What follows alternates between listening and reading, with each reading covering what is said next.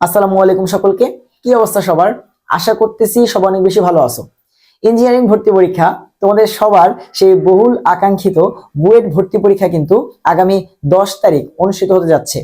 So তোমাদের এই বুয়েট ভর্তি পরীক্ষার আগে এক্সাম হলের বিভিন্ন জিনিসপাতি নিয়ে গাইডলাইন দেওয়ার জন্য, তোমাদের কোশ্চেন প্যাটার্ন কিরকম হতে পারে, তুমি প্রশ্নগুলোকে কিভাবে অ্যাপ্রোচ করবা, সেফ মার্ক কিরকম হতে পারে বা কেমনটা হওয়া পসিবল, এই সকল জিনিসপাতি নিয়ে আলোচনা করার জন্য আমি আছি তোমাদের শান্ত ভাইয়া তোমাদের সাথে।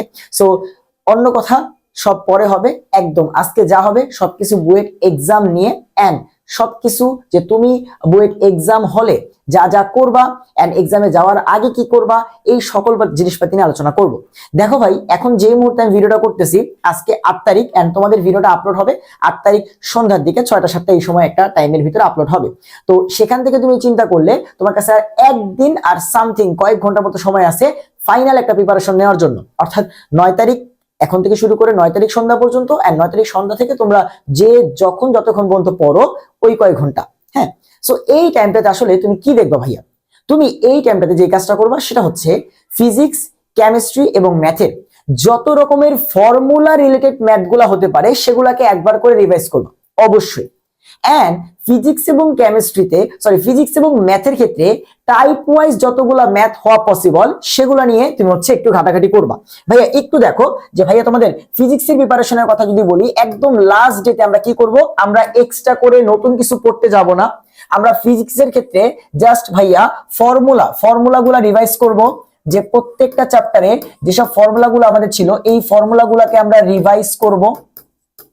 আমরা টাইপ ওয়াইজ যে বিভিন্ন ম্যাথ গুলা করছি, ধরো তুমি নিউটনিয়ান বলবিদ্যা থেকে প্রায় 10টা টাইপের ম্যাথ করছো, ঘর্ষণ রিলেটেড ম্যাথ, তারপরে তোমার এই ম্যাথ ওই ম্যাথ, বুলেট তক্তার ম্যাথ, এরকম তুমি 10টা টাইপের ম্যাথ করছো। সো 10টা টাইপের ম্যাথ গুলা কেমনি রিভাইজ করবা? ম্যাথ করবা না, একটু দেখো যে ভাই এই টাইপের ম্যাথ আসলে আমি পরীক্ষার হলে এইভাবে ফর্মুলা লিখবো, অ্যাপ্রোচ করবো এইভাবে।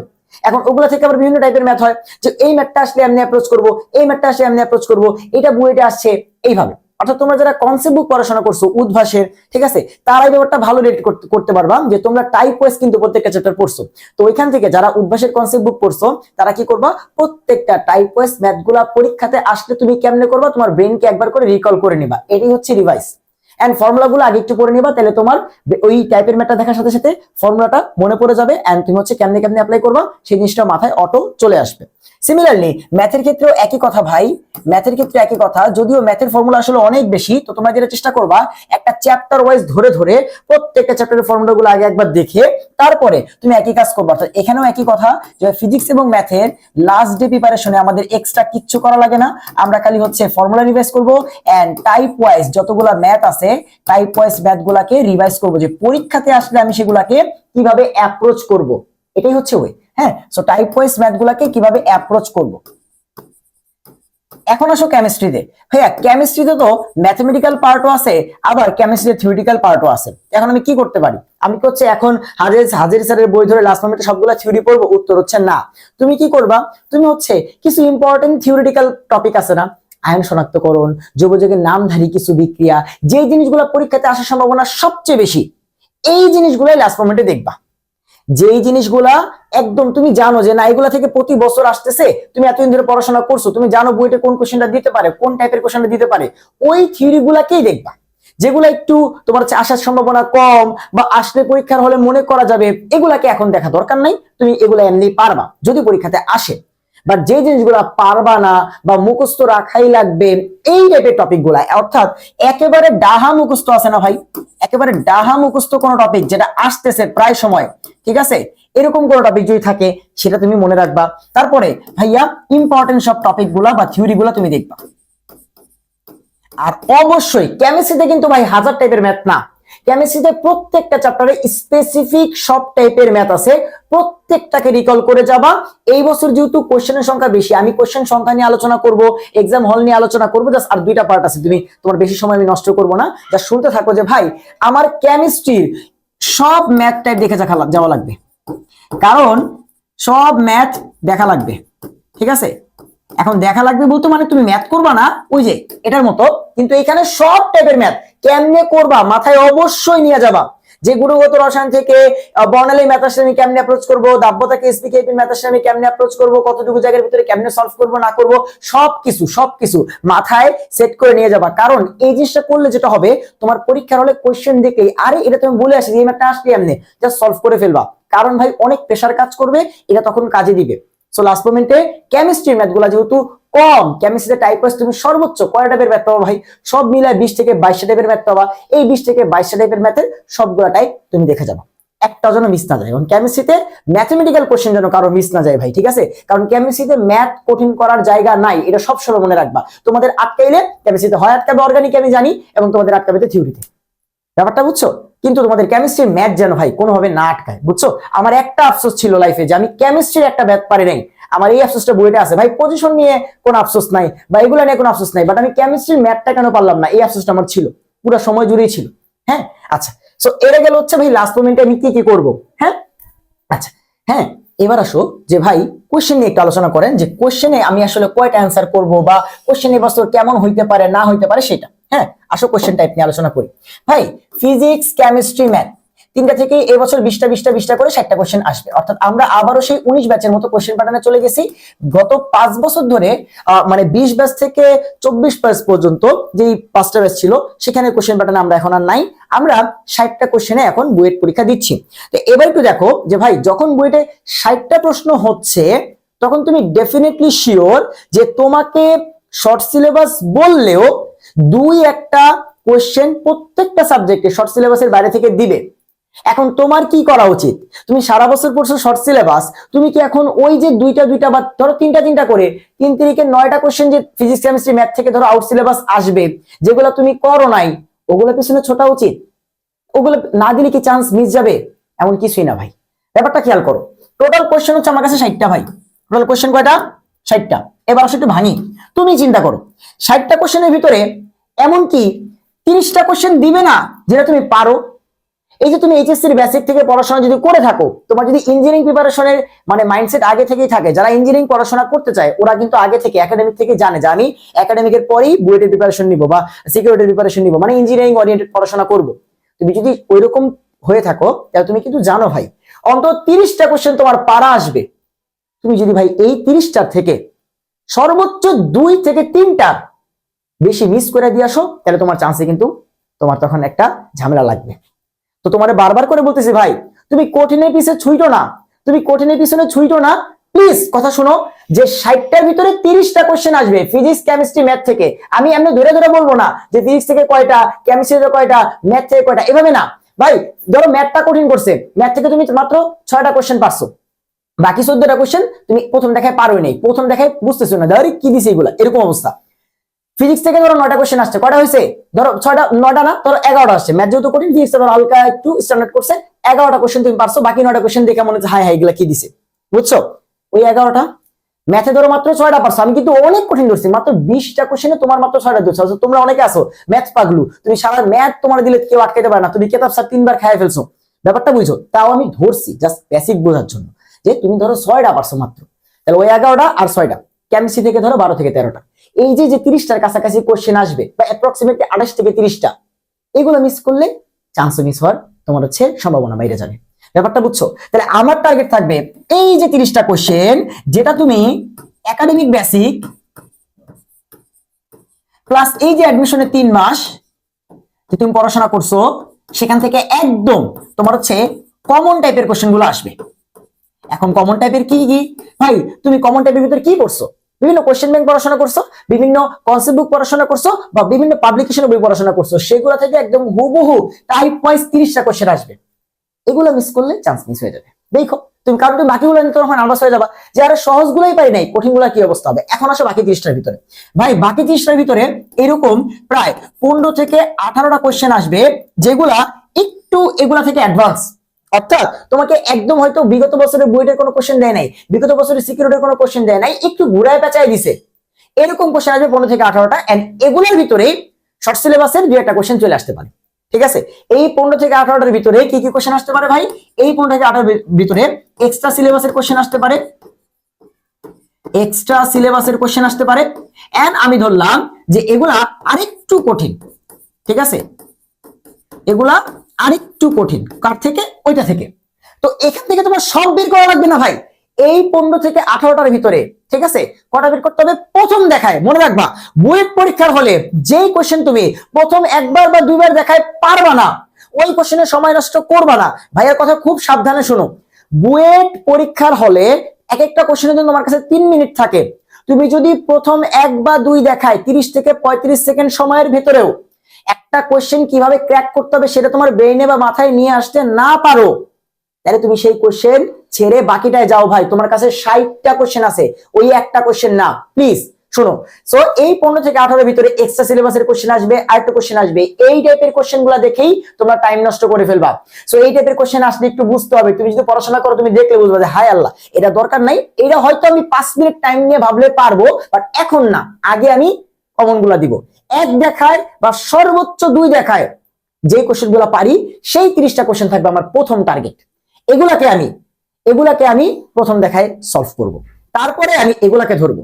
এন্ড এই যে ভাই দেখো 30 এন্ড এখানে যদি 18টা ধরি, আরো যে 12 থেকে 13টা কোশ্চেন থাকবে ভাই, এগুলা করতে আমার কঠিন কোশ্চেন দিবে। এটা একটা দুটো কম বেশি হইতে পারে ভাই, যে না ভাইয়া 15টা কোশ্চেন কঠিন দিছে, আমি তো এখানে সুযোগ রাখছি তাই না, যেটা 15টা আসছে ধরো এটা 15টা কঠিন, এগুলো করতে আমার কঠিন দিতে পারে, ঠিক আছে, এগুলা করতে আমার কঠিন দিতেও পারে। এখন কথা হচ্ছে এটা নাও দিতে পারে, এতগুলো কোশ্চেন নাও করতে আমার কঠিন আসতে পারে, 10টা আসতে পারে, সেক্ষেত্রে হয়তো একটা বা দুইটা কোশ্চেন এক্সট্রা তোমার অ্যান্সার করা লাগবে। এবার আসো অ্যান্সার করার অ্যাপ্রোচ। সো বুয়েট তোমার হচ্ছে প্রশ্ন দিবে 5 মিনিট আগে, 5 মিনিট আগে তোমাদের প্রশ্ন দিবে, তোমরা প্রশ্ন দেখবা টেকবা, আর তার আগে সুন্দর মতো নাম টাম সব ফিল আপ করবা, কারণ সবকিছু করছো তাড়াহুড়া করে নাম টাম এগুলো ফিল আপ করো নাই, তোমার রেজাল্টই আসে না, তুমি তো ভাবছো তুমি ফেল করছো, অথচ তুমি কিন্তু ভালো পরীক্ষা দিছিলা, তোমার রোল উল্টাপাল্টা ফিল আপ করছো। সাবধান, আগে সবকিছু ভালো মতো ফিল আপ করবা, কারণ আমি জানি তোমাদের অনেকের এটা ড্রিম, অনেকের স্বপ্ন, তাই তোমরা অনেকে নার্ভাস থাকবে, এটা খুবই স্বাভাবিক। ভাইয়ারাও ছিলাম, এখন যতই চাওয়াবাজি করি ভাই, আমরা অনেক নার্ভাস ছিলাম, আমার তো শরীরে জ্বর উঠে যেতেছিল, হ্যাঁ আমি 2-3 বার বমিও করছি, বাট কথা শুনো যে অনেকে নার্ভাস থাকবে।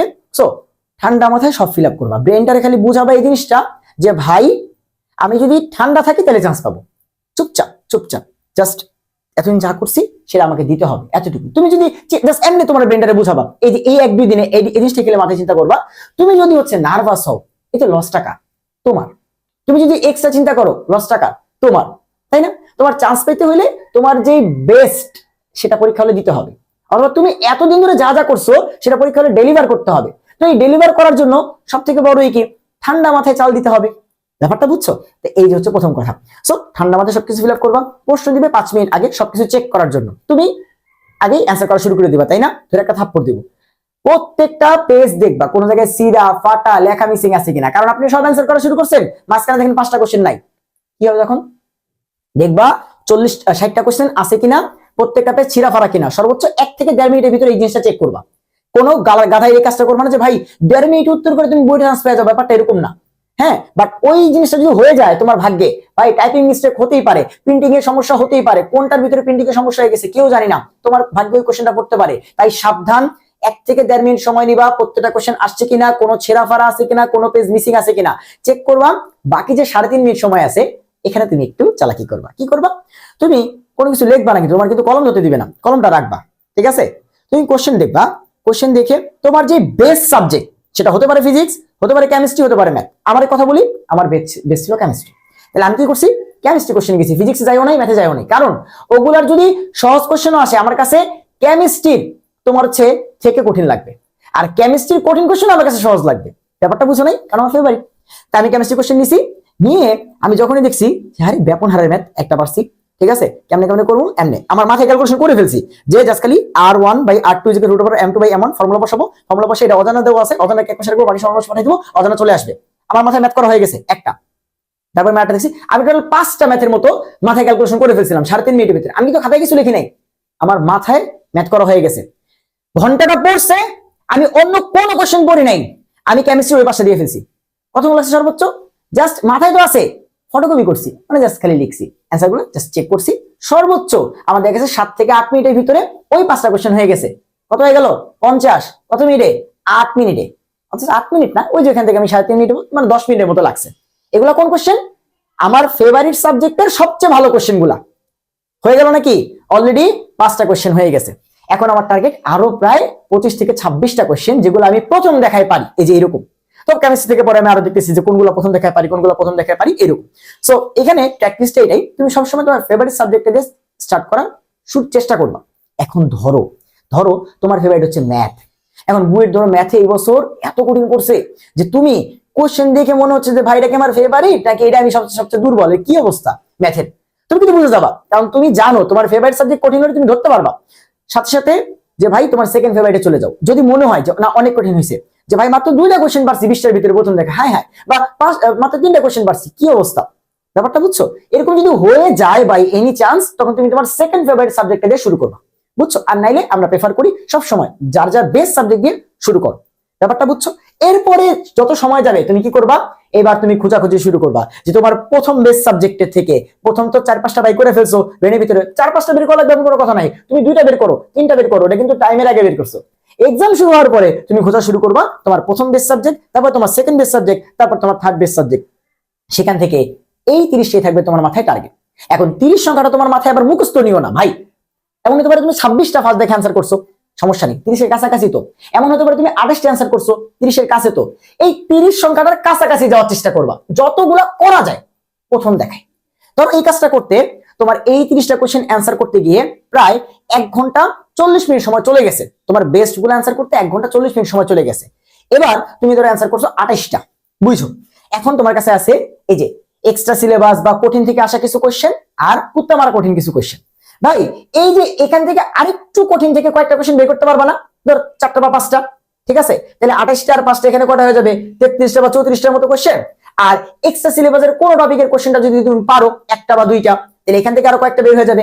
সো এই 15 থেকে 18টার ভিতরে তোমার টার্গেট থাকবে যে তুমি যদি পারো 5 থেকে 7টার মতো কোশ্চেন তুমি বের করার চেষ্টা করবা। ফলে কি হবে, ওখানে 30-এর কাছাকাছি, এখানে 35-36টা হয়ে যাবে। ভাই যতই কুত্তা মারা কঠিন কোশ্চেন করুক না কেন, এই যে 12 থেকে 13টা, এখান থেকে সর্বোচ্চ তুমি 1টা বা 2টা কোশ্চেন বের করতে পারবাই, কারণ তুমি 1টা না 2টা কুত্তা মারা ম্যাথ প্র্যাকটিস করছো, উদ্ভাস তোমার করাইছে, তোমার উইকলিতে দিছে, হ্যান্ড দিছে, ত্যান দিছে, তুমি দেখছো এগুলা, হ্যাঁ, 1টা বা 2টা বের করতে পারবা। সো এই পার্টটা থেকে তোমার টার্গেট থাকবে, যে ভাই 9 থেকে 10টা কোশ্চেন আমি বের করে নিয়ে আসবো, ঠিক আছে? 9 থেকে 10টা কোশ্চেন আমি বের করে নিয়ে আসবো, একবার, দুইবার বা সর্বোচ্চ 3বার দেখার ভিতরে। তো ধরো এই পার্টটা বের করতে গিয়ে তোমার আরো 1 ঘন্টা চলে গেছে, ওদিক দিয়ে গেল 1 ঘন্টা 40, এই গেল 1 ঘন্টা 2 ঘন্টা 40 মিনিট শেষ। তুমি অ্যান্সার করছো 37 থেকে 38টা। ভাই আমি চান্স পাওয়ার কথা বলতেছি, যারা টপ করবে ওদের হিসাব মিলায়ও না, ওরা দেখা গেছে 41টা 42টা 43টা অ্যান্সার করে ফেলবে, ঠিক আছে? 45টা অ্যান্সার করে ফেলবে, ওগুলোতে যাও না তুমি। তুমি দেখো 37 থেকে 38টা, ভাই তুমি যদি 380 পাও তুমি চান্স পাবো, চান্স তোমার হয়ে গেছে এবং ভালো পজিশনই হয়ে গেছে মোটামুটি। হ্যাঁ, এইবার তোমার মেরিট, যে ভাই লাস্টে যে 20 থেকে 30টা মিনিট সময় বাঁচাইলা, এখন তুমি কয়টা এখান থেকে বের করতে পারো, এটা তোমার মেরিটের উপর ডিপেন্ড করে, বা তোমার এক্সাম লাখের উপরে ডিপেন্ড করে। যে ভাই তুমি অনেক ভালো স্টুডেন্ট, তোমার লাখ কাজ করে নেই ভাই, আমার থেকে কি ভালো স্টুডেন্ট বুয়েটের পরীক্ষা দেয় নাই ওই দিন? আমি কেন চান্স পাইছি? কারণ আমার ওই দিন আল্লাহ তাআলা একটু হলেও লাক ফেভার করছে ওর তুলনায়, যে আমি যেসব কোশ্চেনগুলো ভালো পারতাম সেগুলো একটু বেশি আসছে, ও যেগুলো একটু কম পারতো সেগুলো বেশি আসছে, ফলে ওর চান্সটা মিস হয়ে গেছে, আমার চান্সটা হয়েছে, এটাও কিন্তু একটা কথা।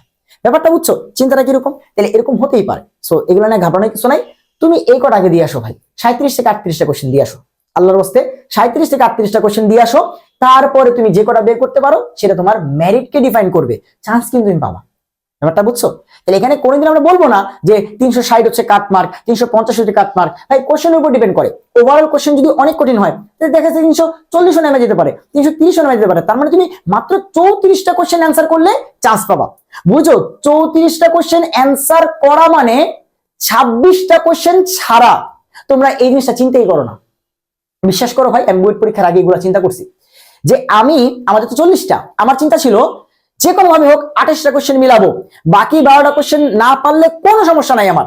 বেশি কোশ্চেন হয় মনে রাখবা আরো সুবিধা হয়েছে, তোমার ছাড়ার অপশন বাড়ছে, তুমি অ্যান্সার করবা তোমার ধরো 34 থেকে 35টা যদি কুত্তা মারা কঠিন কোশ্চেন হয়, বাকি 26টা কোশ্চেন তোমাকে ছাড়তে হবে, 26টা, বুঝছো? তার মানে তোমাকে চুজ করতে হবে কোনটা তুমি অ্যান্সার করবা, চুজ করতে হবে কোনটা তুমি ছাড়বা। তাই কঠিন কোশ্চেন নিয়ে টাইম ওয়েস্ট করবা তাইলেও ধরা খাবা, সহজ কোশ্চেনে টাইম ওয়েস্ট করবা তাইলেও ধরা খাবা। তাই তোমাকে হচ্ছে সুপার এফিশিয়েন্ট হতে হবে পরীক্ষার হলে। যেগুলা ভালো পারো সেগুলাতে ক্যালকুলেশন ঠিক রেখে যত দ্রুত ম্যাথ করা যায় করতে হবে। যেগুলা মাঝামাঝি আছে সেগুলোতে হয়তো 1 থেকে 1.5 মিনিট সময় বাড়াইতে পারো, আর উত্তম আরো কঠিন গুলাতে তুমি হয়তো 2 মিনিট 3 মিনিট সময় বাড়াইতে পারো, কারণ সহজগুলো তো 1 থেকে তোমার হচ্ছে 1.5 মিনিট করে বাঁচাইতেছে প্রত্যেকটা কোশ্চেনে, এখানে সেটা দিবা, সমস্যা নেই। এই হচ্ছে কথাবার্তা, বুঝছো? তাহলে চান্স পাওয়ার জন্য ওই 37 থেকে 38টা, ভাই সব তো তোমার হবে না, তুমি 37 থেকে 38টা অ্যান্সার করতেছো, এখানে কারেক্ট কি সব হবে? একটা দিলে তো ভুল যাবে, আবার বেশি ভুল যায় না যে ভাই 38টা অ্যান্সার করছি, অ্যান্সার হয়েছে 30টা, তাহলে চান্স হবে? তাহলে কিন্তু আবার হবে না। হ্যাঁ, আরেকটা ব্যাপার ভাই, অনেকে বলে যে partial mark, partial mark, partial mark, ব্যাপারটা বুঝছো, কোশ্চেনের প্যাটার্ন আছে, কোনটায় পার্শিয়াল মার্ক দিবে, কোনটায় পার্শিয়াল মার্ক দিবে না। এখন তুমি তার পরীক্ষার এই গবেষণা করবা না যে কোনটায় পার্শিয়াল মার্ক দিবে, কোনটায় দিবে না। ধরো তাদের সেট করা আছে যে এই কোশ্চেনটার যদি পোলাপান, এই যে যেমন ধরো উত্তম আরো কঠিন যেটা বা আরেকটু কঠিন যেটা, এই টাইপের কোশ্চেনে তোমার ধরো যদি পোলাপান অর্ধেকও যায়, ধরো টিচাররা মানে আগে থেকে ঠিক করে রাখছে 6 মার্ক দিবে, কিন্তু তুমি একাডেমির একটা কমন কোশ্চেন এটা পারো নাই, তুমি আবার আশা করতেছো তোমার কেএসপি কেপির ম্যাথ পারার জন্য তোমার লেখার জন্য আংশিক মার্ক দিবে, তোমার জন্য মার্ক দিবে আগে, বুঝছো? তো এই যে কমন টাইপের এখানে আংশিক মার্ক তোমার খুব একটা বেশি দেয় না, পার্শিয়াল মার্ক দেয় না, কারণ তুমি এগুলো পারো ভাই।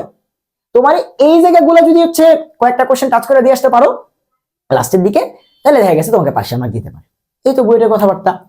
পুরো পরীক্ষার হলে ডানে বামে উপরে নিচে কোনো জায়গায় তাকানো যাবে না, অনলি খাতার দিকে, ঠিক আছে? আশেপাশে কে আছে না আছে এগুলো তোমার দেখার বিষয় না, কোনো চিন্তা ভাবনার বিষয় না। চেষ্টা করবা যদি পারো 2টা ক্যালকুলেটর নিয়ে যেতে, একটা নিলেও কোনো সমস্যা নেই, বাট ওই যে ভাগ্য বলা যায় না, দেখা গেছে তোমার ক্যালকুলেটর নষ্ট হয়ে গেল পরীক্ষার হলে, এগুলো হয় কিন্তু। মোবাইল টোবাইলের ব্যাপারে অনেকে জিজ্ঞাসা করতে পারো, এগুলো একটু বলে দিই শর্ট করে যে ভাই মোবাইল নিয়ে রাখতে দিবে কিনা। হ্যাঁ, তোমাদের সামনে ডেস্কে মোবাইল রাখতে দিবে, যারা ঢাকা থেকে দূর থেকে আসো এটা তারা বোঝে, সমস্যা নাই।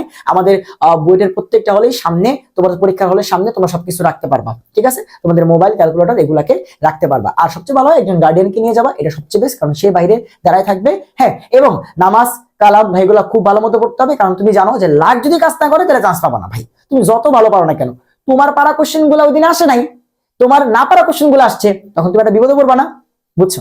তাহলে সবার জন্য বেস্ট অফ লাক। যে কোনো সমস্যা হইলে ভাইয়ারে মেসেজ করতে পারো, ভাইয়ার কিন্তু হচ্ছে ইউটিউবে সবকিছু দেওয়া আছে, অথবা তোমরা যারা আমার পেইড ব্যাচের স্টুডেন্ট আছে তোমাদের কিন্তু এই ভিডিওটা ভাইয়া দিচ্ছি। সো তোমরা ভাই যে কোনো সমস্যা যদি হয় তাহলে কিন্তু ডিরেক্ট ভাইয়ারে মেসেজ দিবা, টেলিগ্রাম আছে তোমাদের কাছে, মেসেঞ্জার আছে, যে কোনো সমস্যায়, ঠিক আছে? বইতে যায় যদি কোনো সমস্যা ফেস করো, এনি সমস্যায় তোমরা হচ্ছে ভাইয়ারে যোগাযোগ করতে পারো, কোনো সমস্যা নেই। সবার জন্য দোয়া রইল, সবাই ভালো মতো একটা এক্সাম দিও, বেস্ট একটা এক্সাম দিও, ঠিক আছে? সবাইকে আল্লাহ হাফেজ, সবাই ভালো থাকো, সুস্থ থাকো।